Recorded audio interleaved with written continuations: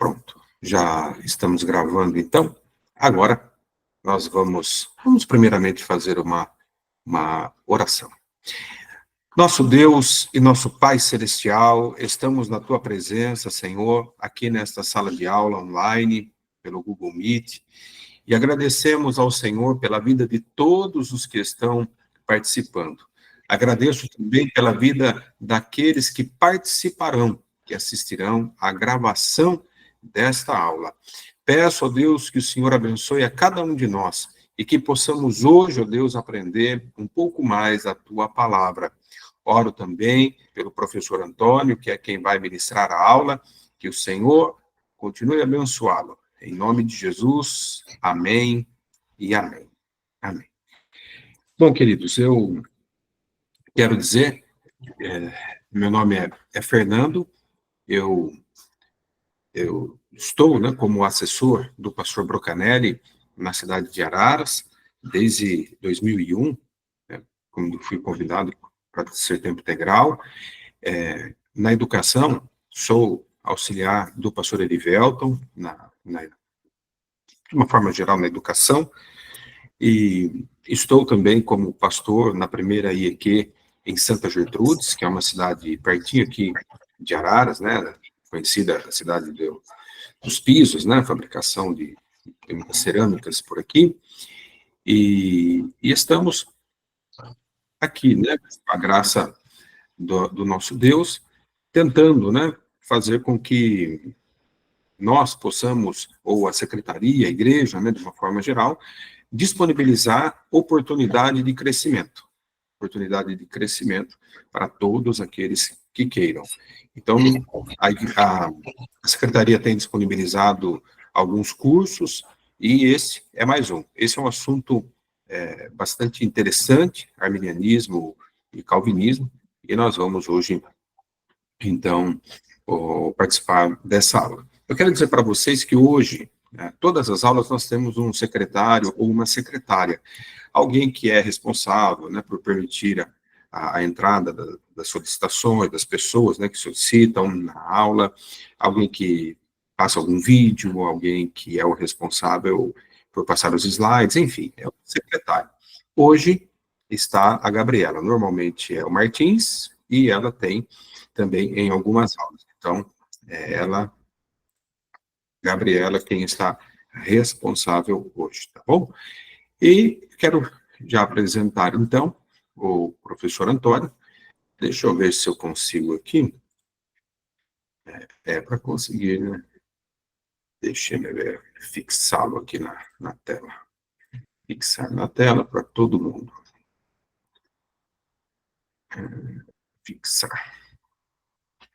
Pronto. Penso que eu pedi aqui para fixar para todo mundo, para mim está, penso que para vocês também. Então, esse é o professor Antônio Reis, ele já é conhecido, de alguns que estão aqui nesta sala de aula.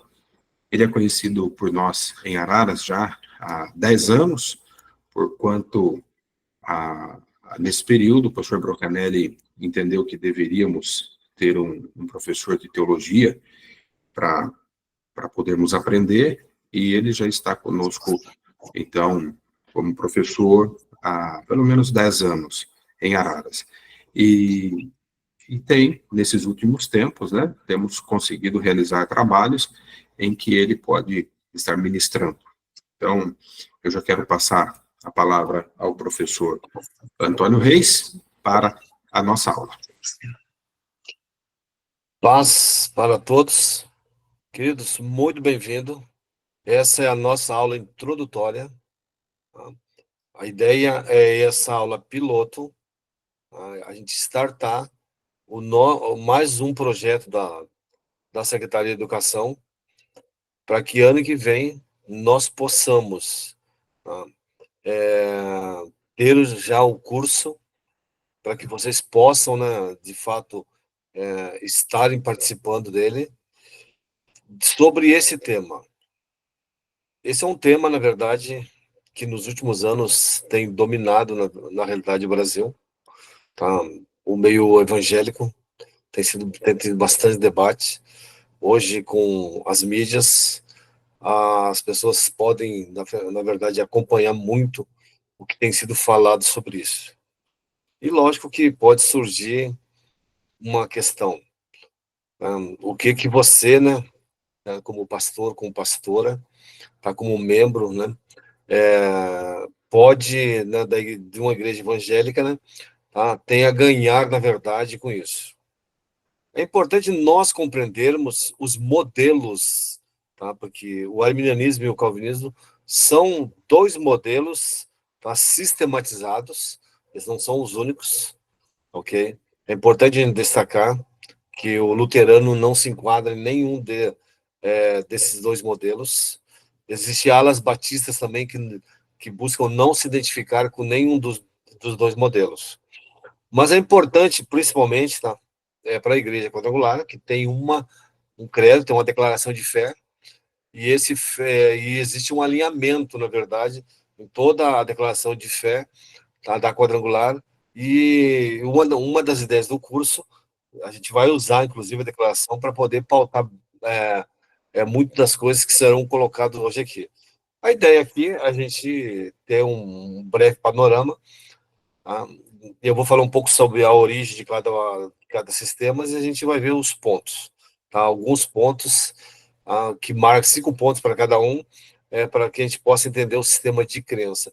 E, logicamente, que à medida que os pontos forem sendo explicados, você vai acabar se ajustando. Vai dizer, pô, eu creio assim. A gente crê assim, nós, da Igreja Quadrangular, cremos dessa maneira. Tá? Então, só para que a gente possa ter essa percepção, e eu acho importante, tá, esse tipo de compreensão, porque esse é um campo da teologia que deve, sim, ser estudado. E para que você, como líder, né, como pastor ou pastora, tá, da igreja, possa também estar abalizado para responder, na verdade, as questões que forem surgindo, né, no dia a dia. Okay? Então, o projeto da secretaria, na realidade, é trazer isso, tá, entre outros cursos, né, que já alguns estão já correndo, estão por final, mas ano que vem todos eles serão startados e aí você terá as opções, ok? Eu gostaria que o pastor Fernando quem que vai começar a colocar as projeções para a gente começar a andar aqui, né? É a Tá? Gabriela, Gabriel, está salvo o nome ali, SEC São Paulo, talvez o senhor tá, identificar. a Gabriela, se quiser começar, tá, tá ali, apareceu ali, tá? Ok? E para a gente começar a andarmos, tá? Bom, queridos, deixa eu fazer alguns pontos aqui para a gente começar essas aulas. Bom, primeiro, a gente precisa entender que são dois modelos de teologia que foram sistematizados nos últimos 500 anos. Tá? Então, é importante entender o que é sistematização. É que, na verdade, alguém, tá, ok, começou a desenvolver conceitos, tá, sobre determinadas áreas e começou a registrar isso. Ok?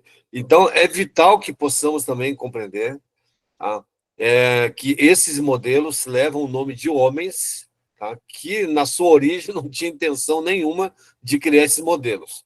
São os seguidores, depois, que vão acabar dando nome para esses modelos aí, e isso acaba surgindo pós-reforma protestante. A reforma protestante tem um pouco mais de 500 anos, e é a partir dali que nós começamos a ter esses modelos. Logicamente que hoje, no mundo evangélico, né, o modelo dominante é o arminianismo, por menos que as pessoas conheçam o que de fato quer dizer isso. Tá? Então, a chamada do curso traz a imagem, tá, dessas duas figuras, tá, ok? Então, vamos pensar o seguinte, vai aparecer algumas projeções para vocês, que um dos modelos, tá, vamos começar a olhar nas projeções por qual que é o modelo que nós vamos começar aqui. Tá? Pode avançar. Tá? Tá? O arminianismo, amados, na verdade, leva o nome, né, tá, ok, de Jacó, né, de Jacó Arminium, ok? É um holandês, na verdade, teve vida curta, viveu basicamente 49 anos. Alguns acreditam que essa, de fato, é a data do nascimento dele, 1560. Outros acreditam que foi um ano antes, né? 1559.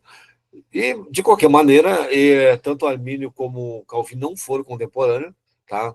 Um estava, né, é francês, tá? Depois Suíça, né? Tá? Especificamente Genebra, outro está na Holanda, mas nós temos disponíveis hoje no Brasil as obras, tá, que cada um dos autores escreveu, do quais pode se conhecer mais.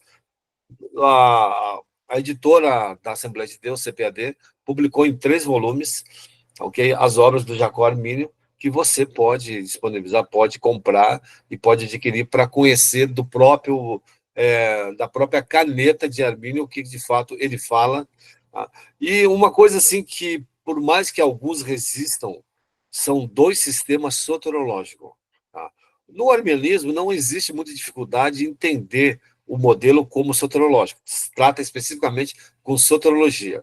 No calvinismo, alguns entendem que o calvinismo se tornou uma cosmovisão, mas a realidade é que é um modelo soterológico, tá?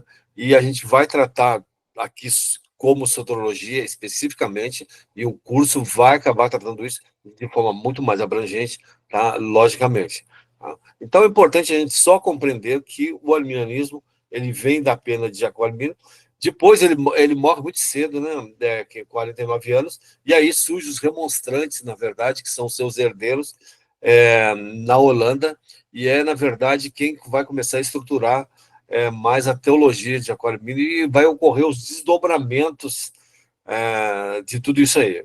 Uma das questões que talvez atrasou um pouco até o conhecimento, tá, europeu, basicamente, do arminianismo, foi o retardamento da tradução de suas obras, que levou muito tempo para chegar, por exemplo, no mundo da fala inglesa. Isso tudo, na verdade, acabou retardando um pouco essas questões aí. Tá? Tem algumas questões para a gente começar a pensar e desenvolver. Vamos avançar nessas projeções, porque aí, queridos, olha, é, o, o arminianismo ele tem 2 modelos, sabe? O calvinismo tem mais modelos, ok? Mas o arminianismo, tá? Ele tem um modelo que a gente chama de clássico, tá? E eu não vou detalhar muito os 2 modelos, as distinções e as diferenças que existem eles, mas o arminianismo clássico, ele vem, basicamente, ele está mais ligado, tá? Alguns chamam de arminianismo reformado, ele está mais ligado especificamente a Jacó Armínio, e depois você tem o arminianismo wesleyano, ok? Que vai surgir depois lá dentro da história do próprio John Wesley, e só para pontuar isso, o modelo de arminianismo adotado, tá, por igrejas pentecostais, basicamente, porque as igrejas pentecostais, elas basicamente são arminianas, ok? Na sua confissão. Mesmo quando elas não entendem adequadamente o sistema, e mesmo quando elas não reconhecem o próprio sistema em suas declarações de fé.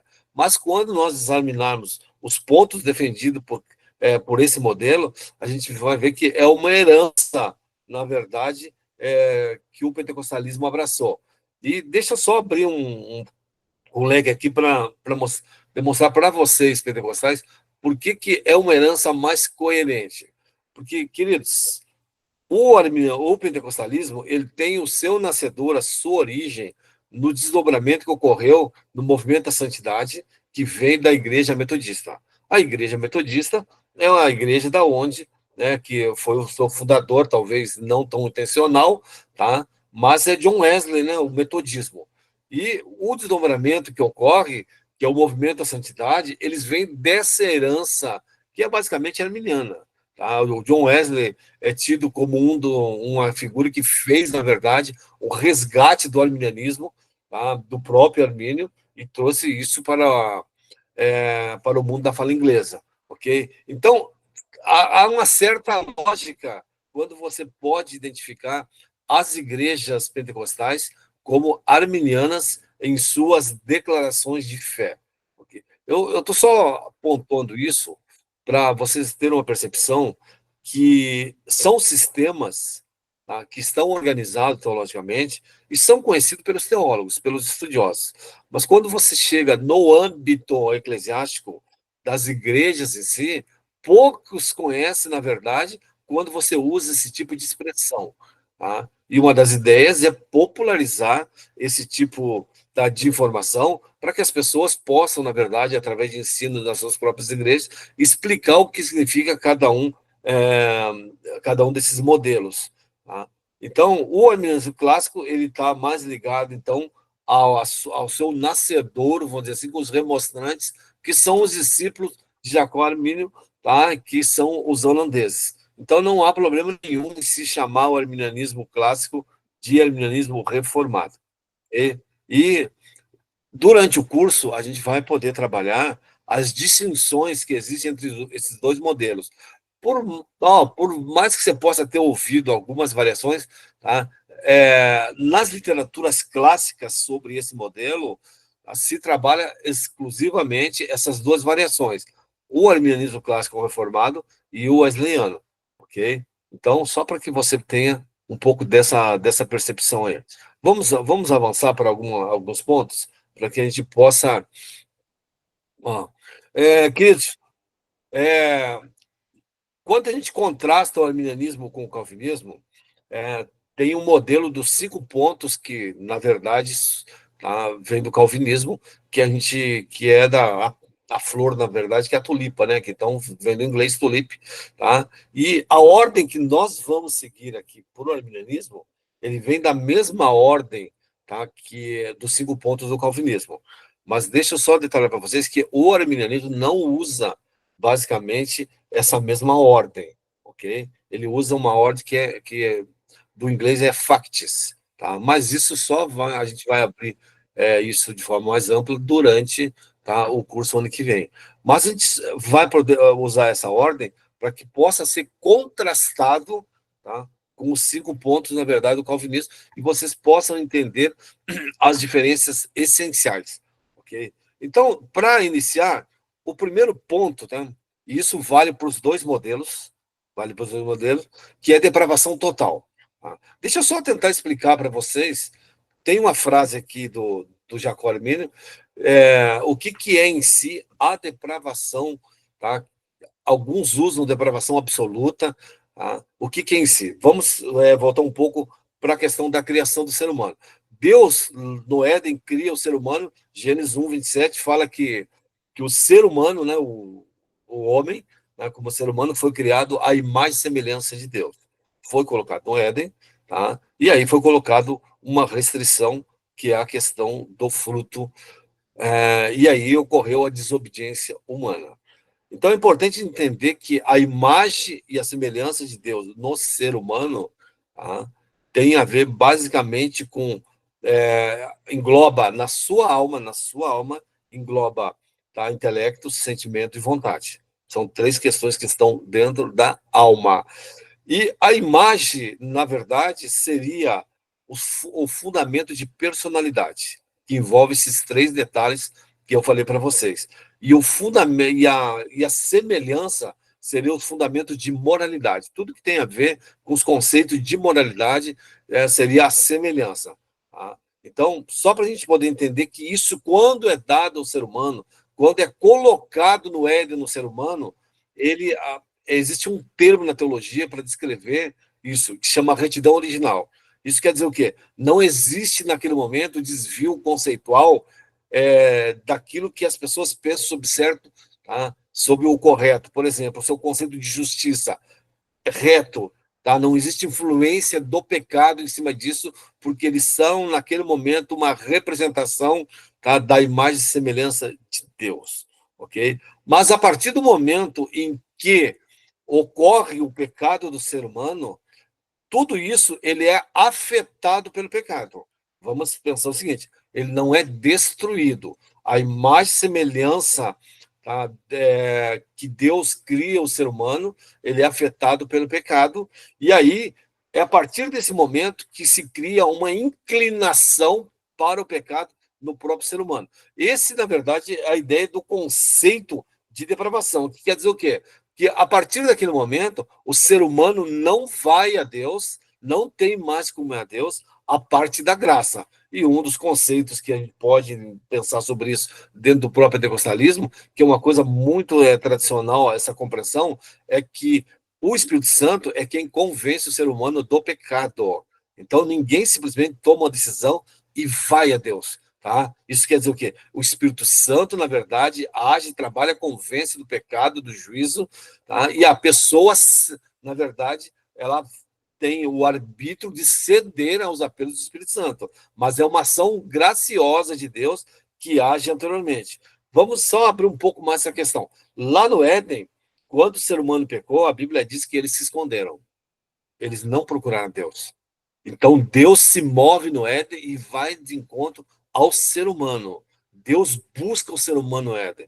É só para destacar que é sempre Deus buscando o ser humano caído. E lógico que a maior expressão desse ato, tá, está lá no Calvário, em Cristo, tá, Deus buscando o ser humano. E por que Deus precisa se mover a partir do pecado?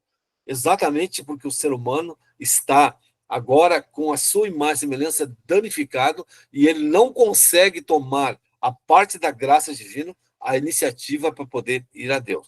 E a frase do Armínio diz o seguinte, ó, nesse estado, né, que é o estado caído, o livre-arbítrio do homem para o verdadeiro bem não está apenas ferido, enfermo, inclinado, enfraquecido, mas ele está também preso, destruído e perdido. E os seus poderes não só estão debilitados e inúteis, a menos que seja assistido pela graça, mas não tem poder algum, exceto quando é animado pela graça divina. Exatamente o que eu falei. O ser humano só consegue, então, a partir da sua queda, responder positivamente a Deus a partir do momento que ele é exposto a uma graça que vem através da ação do Espírito Santo, tá? Uma ação anterior. Inclusive, existe no arminianismo um termo para definir isso que chama graça prevenente. O que é graça prevenente? Graça prevenente é toda a ação divina em direção ao ser humano perdido antes da conversão. Tá? Então, esse é um termo, na verdade, que você vai encontrar em literaturas arminianas, mostrando sempre que o ser humano ele está numa condição de depravação e não consegue tomar essa iniciativa. Tá? Só para explicar um pouco mais sobre o que é a depravação em si, tá? O arminianismo ele trabalha com o conceito de depravação extensiva. Quer dizer o quê? Que o pecado afetou todas as áreas do ser humano. Todas as áreas foram afetadas, mas não foram destruídas, tá? Foram distorcidas, ok? Então, por isso que o homem não consegue tomar mais iniciativa. Eu só estou destacando isso, tá? Que a gente chama isso de depravação extensiva, porque existem algumas alas dentro do calvinismo que trabalham com o conceito de depravação intensiva, que aí você tem que passar a admitir quando ela é intensiva, que tem a ver com profundidade de destruição, que o ser que o homem perde totalmente a imagem de Deus. Mas isso é só algumas pequenas alas do calvinismo, tá, que fazem esse tipo de defesa. Só para destacar que isso também existe, tá, em algumas ramificações do calvinismo. Então é importante entender que quando a gente fala, então, de depravação total, é a incapacidade que o ser humano tem de ir a Deus. Ok? A forma, olha, a forma que ocorre a atração, então, em relação. E a forma que o arminianismo resolve esse problema dessa incapacidade é através disso que a gente chama de graça prevenente, que é o quê? É o Espírito Santo agindo em direção ao ser humano. O Armínio, basicamente, ele falava muito que isso poderia vir especificamente pela pregação da palavra. Tá? No modelo depois wesleyano, ele abre um pouco mais esse leque e ele entende que a própria revelação natural pode ser usada pelo Espírito Santo, tá? Como uma ação de graça prevenente para também falar ao perdido. Mas, de qualquer maneira, amados, é importante compreendermos, então, que é uma graça ao qual o ser humano está exposto. Tá? Então, a gente vai ver depois o conceito esse mesmo conceito do calvinismo, mas eu quero só que vocês então percebam que esse é um dos 5 pontos em que as diferenças são leves. Tá? As diferenças são leves. Alguns chegam a dizer que se existe um ponto de acordo entre os dois modelos, é esse ponto. E por que a gente quer destacar isso? Porque alguns talvez alguns séculos atrás, tinha uma argumentação contra o arminianismo, falava que ele defendia uma depravação parcial, tá? E esse é um problema, na verdade, tá? E as obras do Armínio demonstram, na verdade, que ele não tem, o ser humano não pode ir a Deus a parte da graça, tá? Por causa dessa depravação que ocorreu, dessa destruição do pecado. Tá? Então é importante nós entendermos que quando você é exposto às literaturas clássicas do arminianismo, o que você encontra é exatamente isso que está nessa imagem aqui, que é uma frase tá, de Jacó Armínio. Outra coisinha, é uma dica para vocês. Querido, se você quer entender o arminianismo, você tem que ler literatura, tá? Ler, porque são sistemas teológicos, tá? Literaturas de autores arminianos. E você quer entender o calvinismo, leia literaturas de calvinistas, tá? Um dos erros que ocorre na teologia é que você pega, muitas vezes, calvinistas falando de arminianismo e aí não citando fontes, tá? E aí acaba tendo distorções. E o contrário pode ocorrer, tá? Pode ocorrer esse tipo de distorções. Tá? Então, é só para deixar essa questão bem clara, tá? Sobre essas questões. Depois, durante o curso, muitas literaturas vão ser indicadas para vocês, inclusive muitos artigos vão chegar para vocês poderem desenvolver o conhecimento em relação a essas questões. Pode avançar essa projeção. Ó, a expiação destina-se a todos. Bom, aqui a gente pode dizer que começa, na verdade, as linhas, os distanciamentos começam a ficar mais claros, ok? A ideia, na verdade, que o Armínio trabalha, tá? E deixa eu só destacar para vocês, ele, na obra dele, ele faz um resgate, de toda a literatura e os pontos de defesa do período do ano 100, após a morte do apóstolo João, até o ano 400, basicamente, tá? Tem muito destaque quando a teologia começou a se desenvolver, tá? E ele traz isso, na verdade, como um ponto da igreja primitiva, tá? E a ideia, na verdade, é o quê? Que Cristo morreu por todos, ó, Jesus morreu para todas as pessoas. Jesus atrai todos a si mesmo e todas as pessoas têm a oportunidade de serem salvas pela fé. Vamos só pensar um pouco sobre essa questão aqui. Tá? A expiação universal, quando você fala expiação universal, tá? Você está dizendo o seguinte, que há provisão na morte de Cristo para salvar toda a humanidade. E aí vem, logicamente, a pergunta. Então, se ele morreu por todos, por que nem todos são salvos? É que a provisão que Cristo faz na cruz por todos os pecadores só é aplicado à vida de cada pecador mediante a fé. Então, não há como o incrédulo aplicar essa provisão. E é por isso que o incrédulo, tá, não é salvo. Por quê? Porque sem fé é impossível agradar a Deus. Estou colocando esse ponto porque muitas vezes se coloca assim, se ele morreu por todos, então todos vão ser salvos, tá? A questão é que você só consegue aplicar mediante a fé, a provisão que Cristo, na verdade, fez na cruz. Então aqui a gente precisa fazer uma distinção, provisão e aplicação.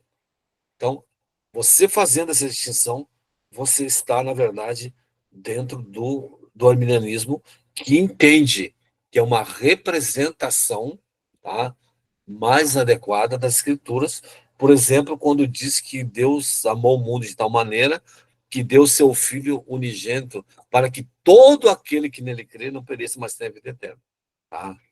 Esse é um texto muito importante para esse argumento. Lógico que o calvinismo também usa esse texto. E ele usa no sentido em que ele diz que todos ali não são todos os seres humanos. São todos o grupo, são todos eleitos, ou são todas as classes de pessoas. Tá? Só que isso, na verdade, não está no texto. Ok? Numa leitura simples e comum, todos ali, cosmo, tá? É o termo grego cosmo. Então, esse é um dos aspectos. Ok? Então, se você pegar e olhar morte, expiação ilimitada, que está aqui, e a ilimitada que está no calvinismo, então você já tem dificuldade de reconciliar isso. Tá? Só que tem algo que mexe um pouco com essa variante, porque existe uma ramificação do calvinismo, que são os calvinistas normalmente, vamos imaginar, são de 5 pontos. Eles defendem os 5 pontos que a gente está passando aqui. Esse aqui é o segundo ponto, tá? Só que surgiu uma ramificação, praticamente quase um século depois da morte de João Calvino, surgiu uma ramificação que são os calvinistas de 4 pontos. O que eles alegam? Eles alegam, na verdade, que Jesus morreu por todos, tá? Mas, embora ele tenha morrido por todos, tá? Só os eleitos vão crer. Okay? Então, esse é o ponto, na verdade, que diverge um pouco, na realidade, em relação a isso aí. Eu não consigo aqui entrar nos meandros, né, sobre esses detalhes aí, porque o tempo não nos permite de forma alguma, a gente já está aqui acelerado. Mas, só para que você possa entender, então, no primeiro ponto, há uma similaridade, que o homem é incapaz de ir a Deus a parte da graça, depravação. Esse segundo ponto, expiação, tá? O arminianismo defende a ilimitada, que é aplicado mediante a fé, e o calvinismo defende que Cristo só morreu pelos eleitos, tá? Só por aqueles que foram eleitos antes da fundação do mundo.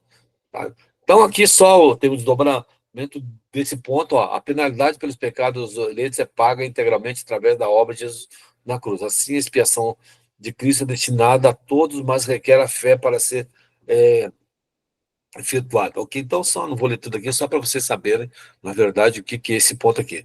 Pode avançar para o outro item, porque senão a gente não vai conseguir fechar tempo aqui. Tá? Ó, graça resistível. Ok? Mais uma outra questãozinha. Vamos pensar o seguinte, tá? O arminianismo trabalha a ideia de que o ser humano ele é exposto, tá, à graça salvífica de Deus, mas ele pode aceitar essa graça ou rejeitar essa graça. Um bom exemplo você pode ver na fala de Jesus, quando ele fala, inclusive, né, para Jerusalém, ele fala assim: Jerusalém, Jerusalém, que mata os profetas. Quantas vezes eu quis, né? Mas vocês não quiseram. Tá? Ou o próprio Estevão, né? Eu acho que no discurso em Atos 7, ele fala: vocês que sempre resistiram, tá, ok? É o Espírito Santo e por aí vai.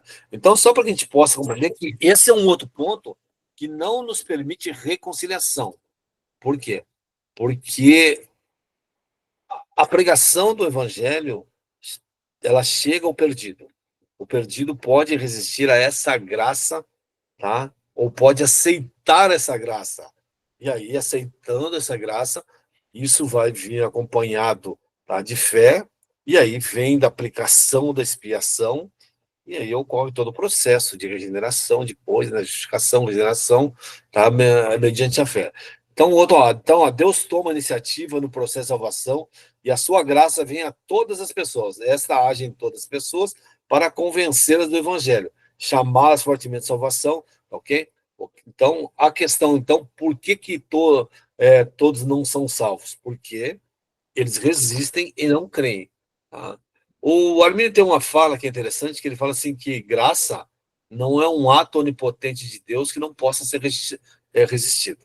Então, esse é um outro ponto em que ele acaba destacando isso aí.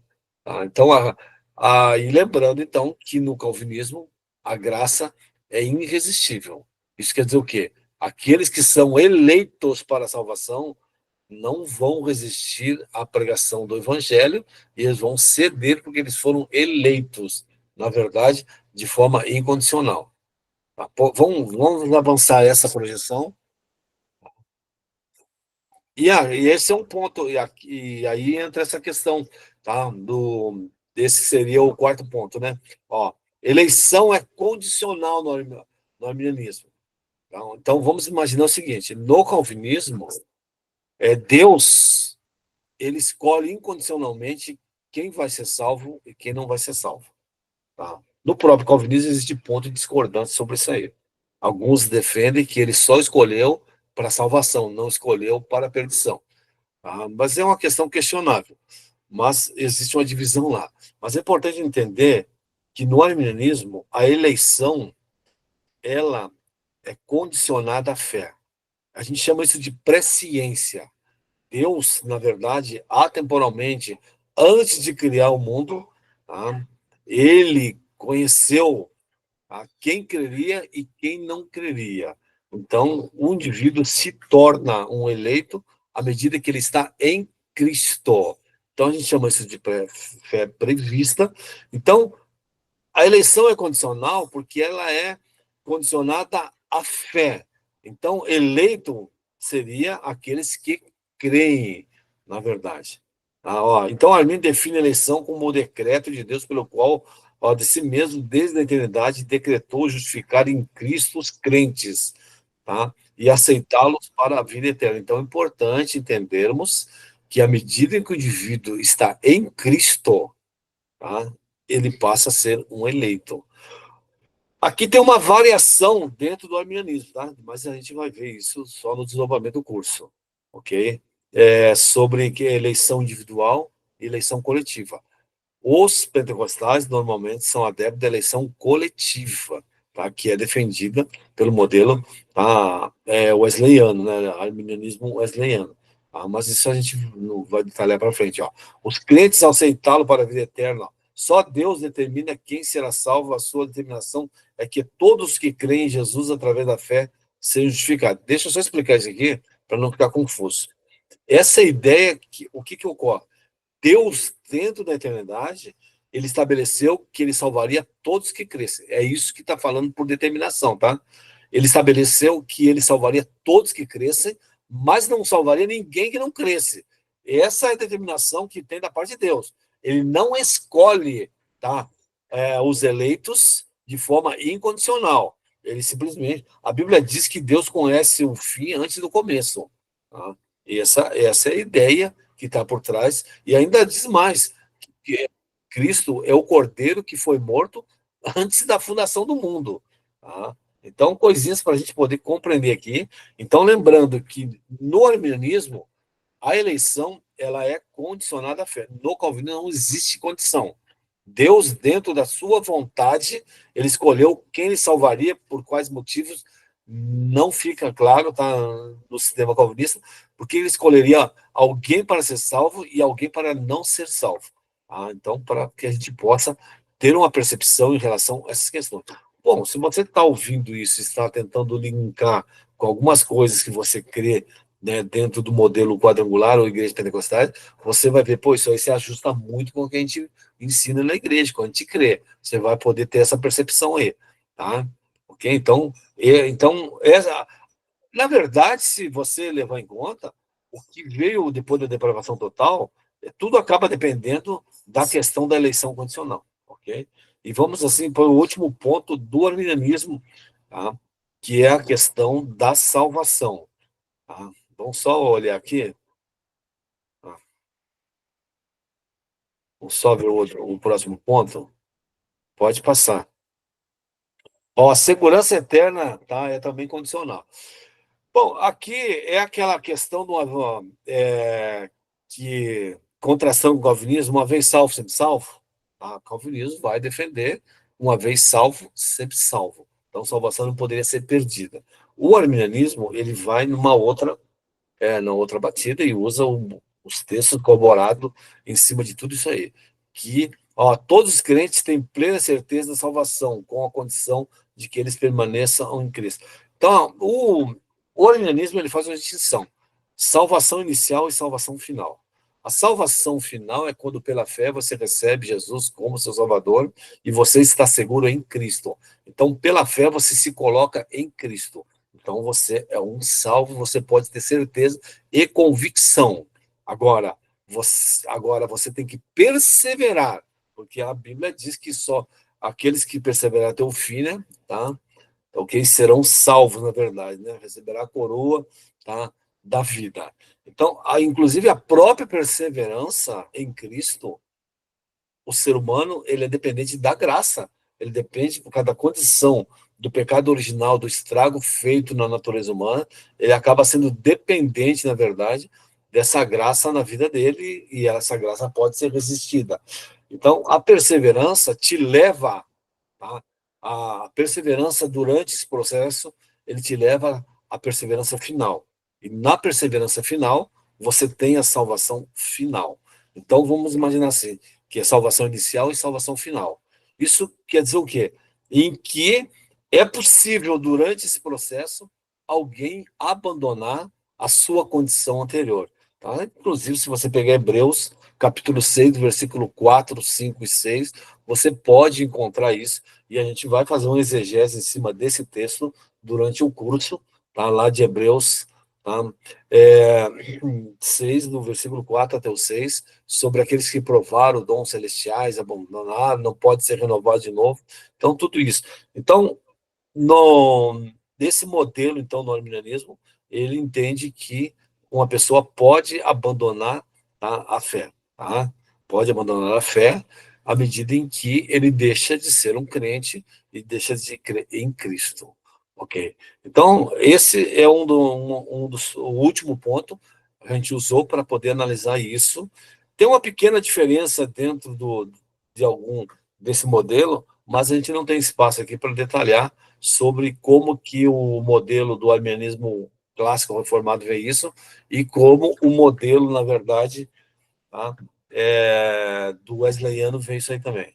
Ok? Vamos dar uma rápida olhada, porque o nosso horário está indo embora, nas próximas projeções, tá? Só para a gente poder secar um pouco isso aí. Bom, eu comentei no início, né, que o modelo do calvinismo vem, tá, do reformador João Calvino, um francês. Ele é da segunda geração de reformadores, mas o próprio Lutero já trabalhava algumas questões, porque, na verdade, tá, tudo que eles acabam trabalhando vem de Santo Agostinho, tá? Do período tardio da vida dele, e aqui não dá para a gente fazer uma busca histórica, que a gente vai fazer depois, tá, no curso, mostrando como que Agostinho desenvolveu tudo isso aí. Tá? E ele está na segunda geração, ele nasceu, tá, em 1509, tá? Então, quando começou a reforma, ele ainda era uma criança, né? Tá, ok? Vamos só passar os pontos para a gente. Pode avançar, para a gente dar uma olhada rapidamente. Ó, a questão da depravação que a gente falou lá atrás, só para trazer alguma coisa específica do entendimento, afirma que, como consequência da queda do homem no pecado, todas as pessoas é escravizada, tá, ao pecado. Então, isso aqui basicamente é aquilo que a gente falou sobre o arminianismo também, tá? Então, ok? Então, a questão da corrupção do ser humano por causa do pecado. Bom, vamos para o outro ponto. Pode, pode.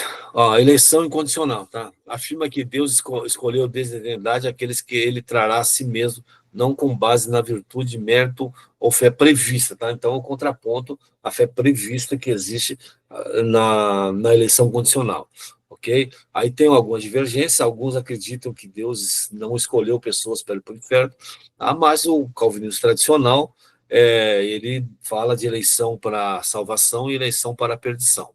Aí tem algumas coisas que a gente vai poder expor isso, tá, durante o curso. Mas o que é importante você entender aqui é que não existe critério dentro da eleição incondicional para que você entenda que motivo levou Deus a escolher o indivíduo A ou o indivíduo B. Não tem isso, tá? Não tem como você chegar a isso aí, ok? Vamos lá, vamos lá. Bom, a gente já apontou um pouco sobre essas questões aqui, tá, que são contrapontos, só para você observar que esses pontos aqui não tem como você harmonizar. Com exceção do primeiro, não dá para harmonizar, tá? Não tem o que fazer, ok? Ou você está de um lado ou você está do outro. Se você... Então, não existe um meio termo para você falar assim, eu sou meio a meio, tá? Não tem como, porque isso aí seria incongruente, na verdade. Tá? Ó, então, expiação limitada é a ideia, né? Tá? Que Jesus morreu somente pelos eleitos e são somente os eleitos que vão crer. E, basicamente, ele creu por aqueles que ele determinou que creriam. Os calvinistas não acreditam, entretanto, que a expiação seja limitada em seu valor ou poder, mas sim que a expiação é limitada no sentido que é destinado a alguns e não a todos. Tá? Então, basicamente, ela é destinada só a quem foi eleito. Tá? Vamos lá. Vamos só avançar aqui. E a questão da graça irresistível, tá? Os salvos, né, os eleitos que já foram eleitos desde a eternidade para a salvação, eles não vão resistir à pregação do evangelho, eles vão vir a Cristo. Tá? E agora, pelo outro lado, né, você imagina, tá, em que os não eleitos resistiriam. Seria uma conclusão lógica, né? Só que eles não são alvo, na verdade, tá?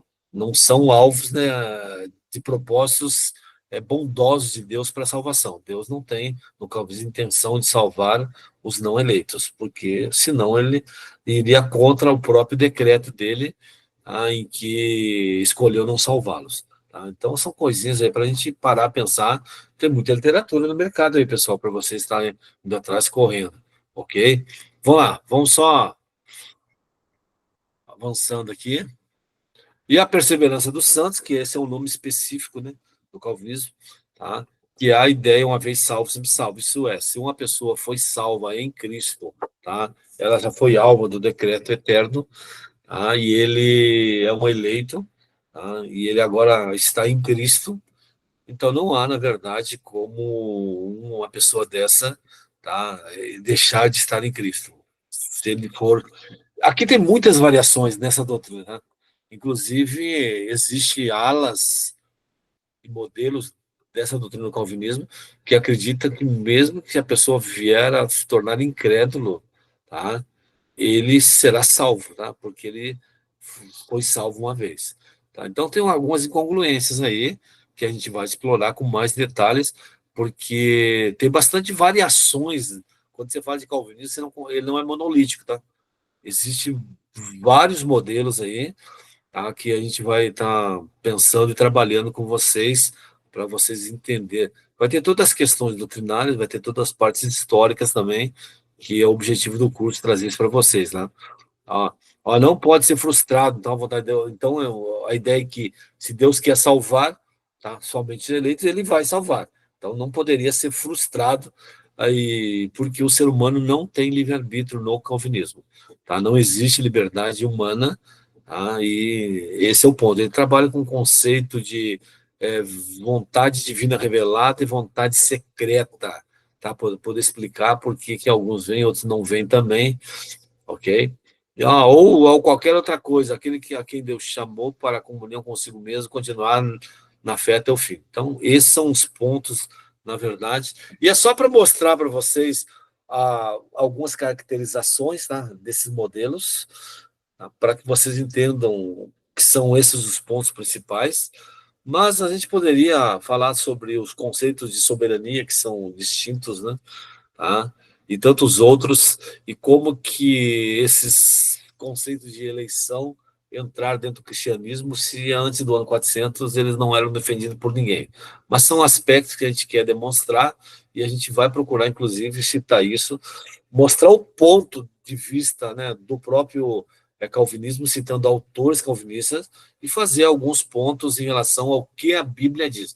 De qualquer maneira, os dois modelos eles vão passar no escrutínio, tá? No escrutínio das escrituras. A gente vai olhar nos textos e vai ver qual que é o modelo, tá, que está mais alinhado com as escrituras, ok? Então, esse é um dos grandes objetivos, olhar para isso.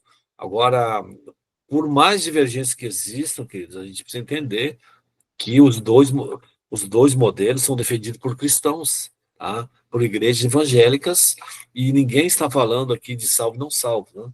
Tá? Ninguém acha que por uma igreja, por exemplo, que nem a presbiteriana, ser de habilidade calvinista, não tem salvo lá, as pessoas não são salvas, porque não é nada disso. Isso é teologia, tá? Salvação, tá, nesse aspecto, não tem a ver, tá, com esses modelos que são defendidos. Mas a gente vai ver algumas implicações de cada um desses modelos aí, ok? A gente já avançou aqui no tempo, eu vou voltar para o pastor Fernando, mas é só para fazer esse panorama aí, tá? Para vocês terem uma percepção. Foi muito rápido, tá? É muita coisa que tem que ser falado, tá? Mas eu só quero que vocês entendam assim que se eu estivesse no lugar de vocês, pensaria seriamente em fazer esse curso, porque vai ter muita coisa, vocês vão receber muito material, vocês vão receber apostilas, tá? Para você estar aprendendo mais sobre isso aí. Se você achou difícil, muitas coisas foram ditas aqui, isso faz parte do processo, porque é teologia, tá? Então, vocês verão, não tem tanto contato com essas questões, e a Secretaria de Educação quer resolver um pouco esse problema te ajudando, tá ok? Então, pastor Fernando tá com a palavra. Professor, eu queria fazer uma pergunta para o senhor. Na verdade, uma colocação de uma frase que o pessoal fala, né? Porque o senhor já disse aí alguns termos, eles às vezes pode ser bastante estranho, né? Para algumas pessoas, para outras não. Mas aquela questão lá do muito ensino, que a pessoa fica fria, né? Quando estuda teologia, é um versículo bíblico esse? Eu acho que é importante, pessoal, a gente também entender que a gente tem uma cultura que, em certo sentido, ela é anti-intelectual, tá? O contexto brasileiro é anti-intelectual. E a nossa cultura evangélica é anti-intelectual também. Então, as pessoas colocaram em categorias diferentes a questão intelectual e a questão espiritual. E elas não estão separadas em categorias, elas estão na mesma categoria, tá? O que a Bíblia fala que a letra que mata é a letra da lei, tá? Não tem nada a ver com o conhecimento intelectual. Então, a gente precisa só achar um ponto de harmonia, na verdade, tá? Entre espiritualidade e intelectualidade. A gente só precisa achar um senso aí para equilibrar, tá? Vamos dizer assim, esse jogo aí. E, na verdade, o conhecimento teológico ele vai te conduzir a um grau de análise, de entendimento, tá? Cada vez maior das escrituras, e quem trabalha nesse processo para abrir o teu entendimento e te levar para a maturidade é o Espírito Santo, porque o Espírito Santo é o iluminador, porque nós, na verdade, estudamos teologia na dependência do Espírito Santo. Então, é importante que nós possamos compreender, eu sempre digo isso para os meus alunos, quando você abre um livro de teologia para ler, abre a tua Bíblia do lado, tá? Estude junto. Então, é importante nós compreendermos que a teologia também, ela não tem promessa para você que você vai virar um super crente. Não. Ela te dá conhecimento. Agora, o que você faz com esse conhecimento vai definir, na verdade, tá, o crente que você vai se tornar ou não. Então, é importante compreendermos que essa ideia do anti-intelectualismo que existe dentro da nossa sociedade e no meio evangélico acaba criando esses tipos de espantalho que parece que o conhecer, tá, teológico ele te afasta, na verdade, de uma comunhão de Deus. E essa não é a realidade. Mas isso, com você fazendo o curso, você vai poder ter a oportunidade, tá, de explorar mais essas questões aí e ver tudo que a gente vai expor para vocês em relação às questões teológicas dessa área. Se não me falha a memória, tem um versículo também falando a respeito de Paulo, né? Paulo, as muitas letras que fazem delirar. Então é importante, pessoal, a gente compreender, olha, Paulo era um camarada que falava grego, hebraico, aramaico, e como ele disse que queria ir para a Espanha era latim na época dele, né? Que se falava na Espanha. Então, pode ser era um poliglota, na verdade, né? Ele vem de uma orientação teológica que são os fariseus, né? Ele foi estudar com o mestre, né? Vai estudar com Gamaliel, né? Então ele tinha tudo isso, tá? Mas, pessoal, olha, a gente olha, por exemplo, se depois você pega na tua Bíblia, dá uma olhada lá em Atos 17, quando Paulo apresenta o evangelho para os filósofos estoicos e epicureus. Olha o tipo de conhecimento que ele usa, tá, da religião grega para apresentar o evangelho. Inclusive, você pode observar que a última coisa que ele deixa para falar no relato dele é sobre ressurreição. E por que ele faz isso? Ele faz isso porque a religião grega não aceitava corpos ressurretos, porque eles não aceitavam matéria. Eles entendiam que após a morte você se tornava espírito puro, e a matéria, enquanto você existia, é que contaminava o teu espírito. Então, todo esse conhecimento que ele usou, na verdade, tá, usou em prol do evangelho. Então, essa frase, né, que falaram para Paulo não se ajusta muito com a própria carreira do apóstolo. Tá certo. Bom, queridos, falando um pouquinho do curso, o nosso curso, ele é um curso de 20 aulas com 40 horas aula, ou seja, tem 1h30 cada dia, né? Então, cada hora aula de 45 minutos, então são, um exemplo, das 20 às 21h30. Vamos pensar nisso, né? Nesse horário aí. Então, são 20 encontros, uma aula por semana, e com essa opção, né? Aqueles que não podem acompanhar ao vivo, nós, como são alguns cursos, né, que estão em pauta para o ano que vem, e nós temos que ver também a disponibilidade do professor para termos a definição do dia. Mas nós vamos avisando no nosso grupo aí, tá?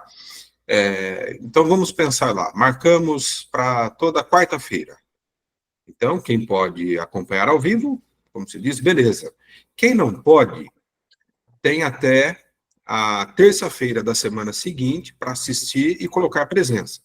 Porque para você receber o certificado, nós seguimos a mesma porcentagem do ITQ, que é 75% de presença. Então, para você receber o certificado, precisa ter esse 75% de presença, ou seja, 20 aulas, precisa participar de 15 aulas.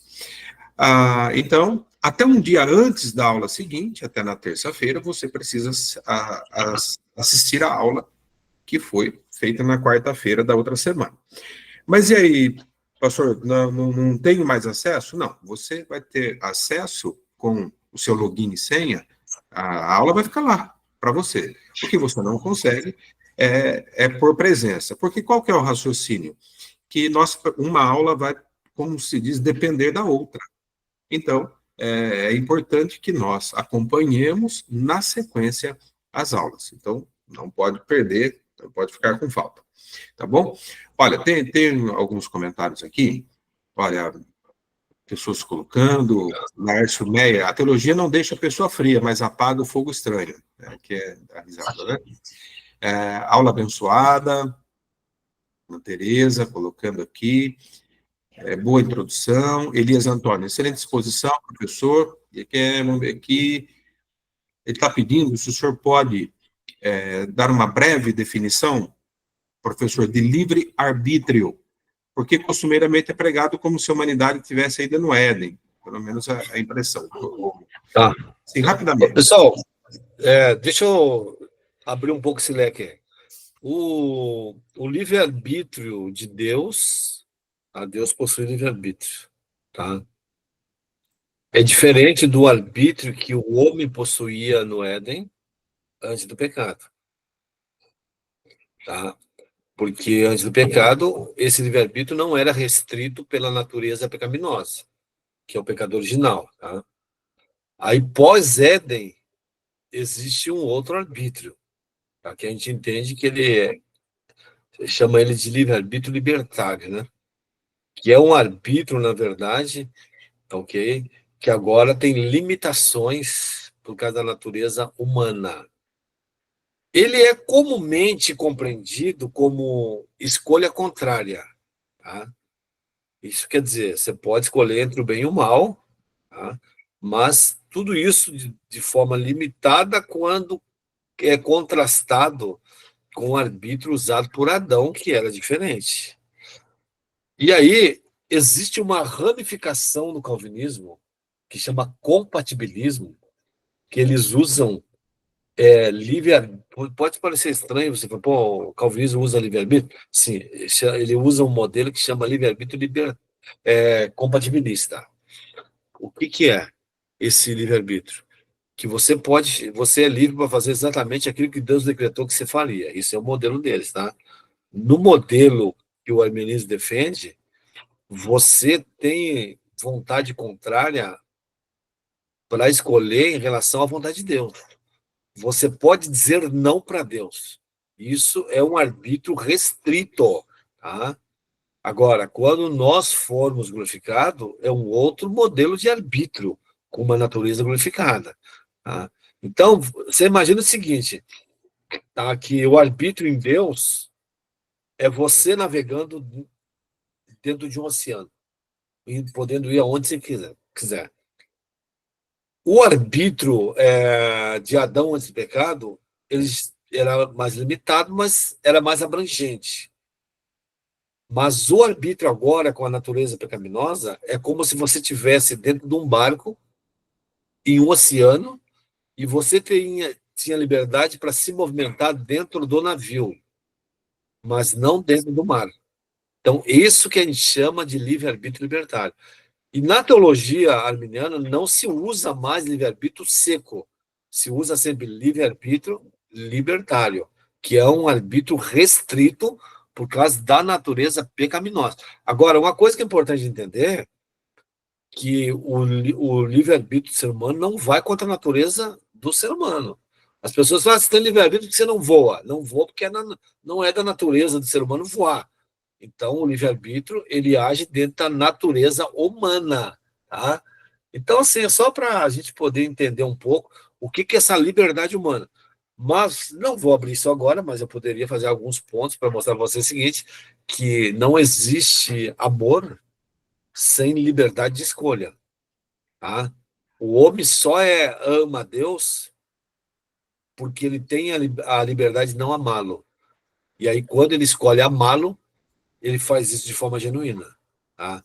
Então, a gente poderia trabalhar várias questões em relação ao livre-arbítrio e da realidade dele, ok? Mas a gente precisa entender que é escolha contrária, tá? Isso é contrária à vontade de Deus, ou seja, a vontade de Deus pode ser contrariada, assim se tem alguns textos para vocês.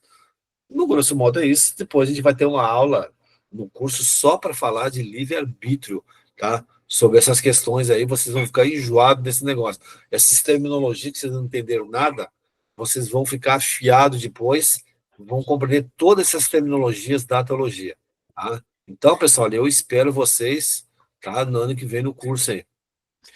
Professor, só para a gente encerrar, livre agência.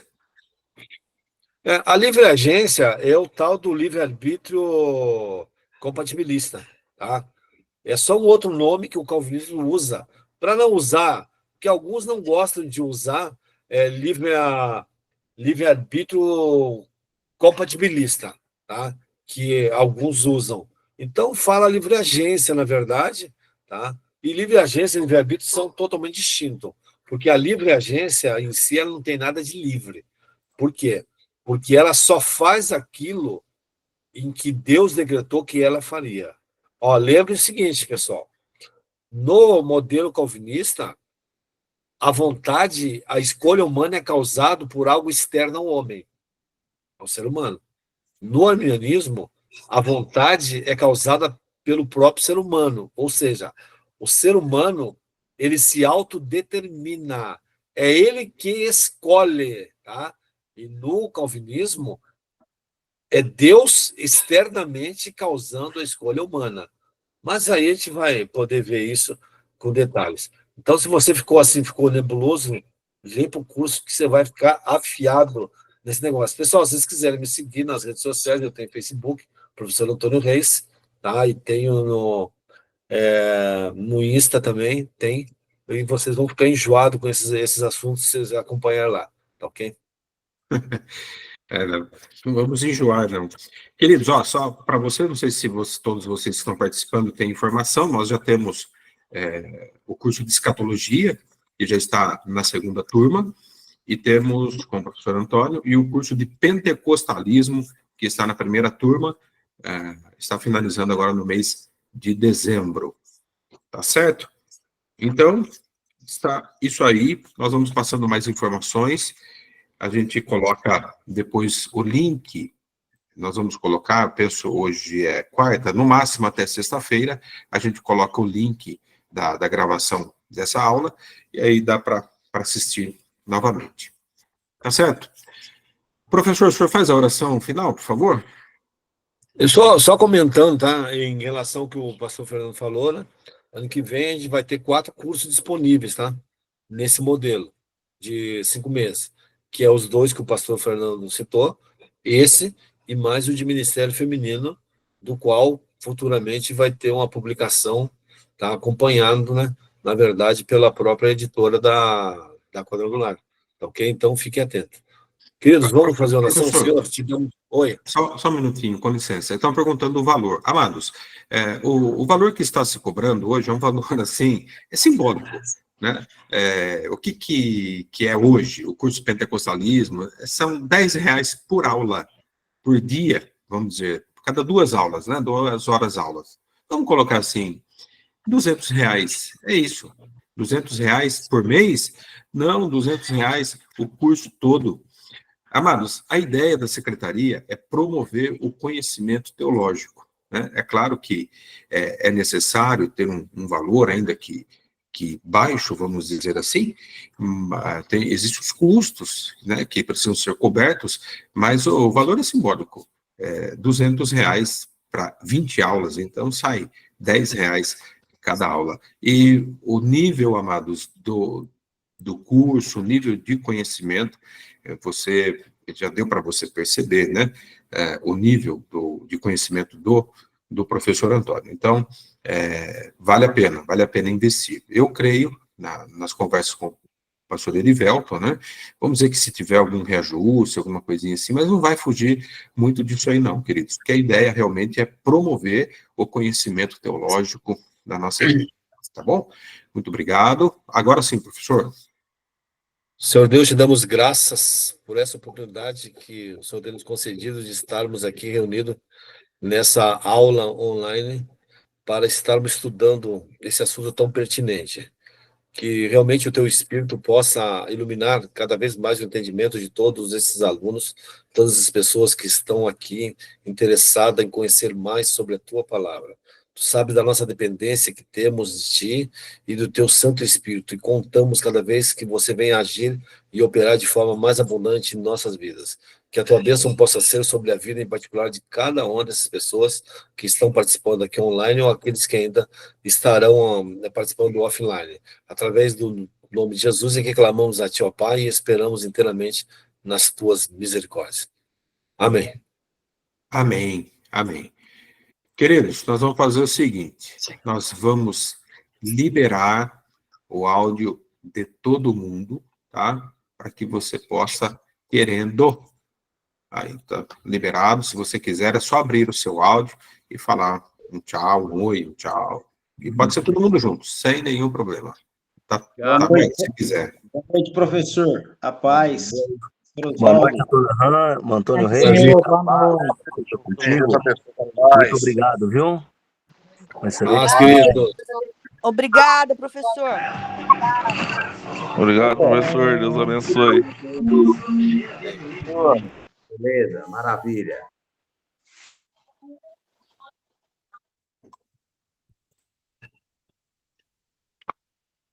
Obrigado, professor. Deus abençoe, viu, Antônio Reis? Pela paz, pastor Oswaldo.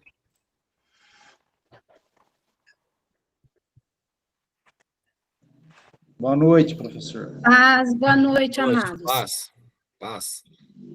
Paz, queridos. Paz, Deus abençoe a todos.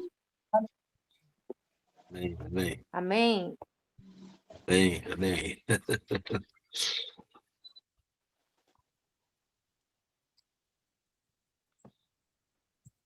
Queridos, vamos embora então. Tchau e até a próxima. Um grande abraço. Tchau, boa noite.